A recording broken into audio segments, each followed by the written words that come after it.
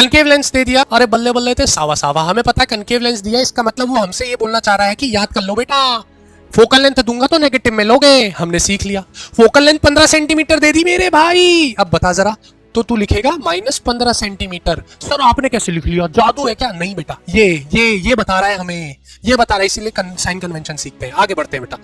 Forms image 10 centimetre from the lens, उसने image की बात करी, इमेज बना दी 10 सेंटीमीटर लेंस से, यानी कि वो क्या दे रहा है, इमेज डिस्टेंस दे रहा है। लेकिन मेरी बात सुन, उसने लेंस कौन सा बोला, कनकेव लेंस बोला, और कनकेव लेंस के अगर तुझे केसेस पता है तो केवल 2 होते हैं।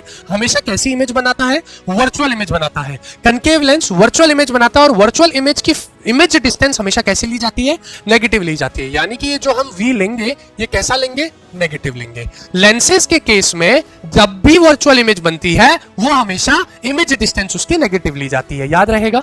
ठीक है, 10 सेंटीमीटर तो नेगेटिव 10 सेंटीमीटर हो गया मेरे दोस्त, हो गया।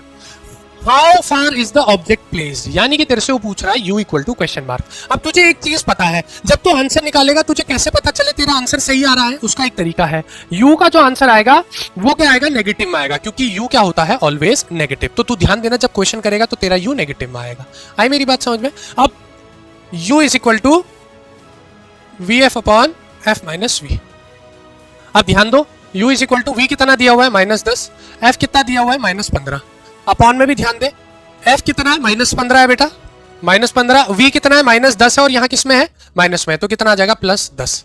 आएगा नहीं आएगा, आएगा। माइनस माइनस मल्टीप्लाई होकर प्लस बन जाएंगे, 10 मल्टीप्लाई 15, अपॉन में देख जरा, -10 -15 + 10 यानी कि -5। देख जरा बेटा तेरा आंसर किस में आने वाला है, किस में आने वाला है, माइनस में आने वाला है। 5 या 15 -30 सेंटीमीटर।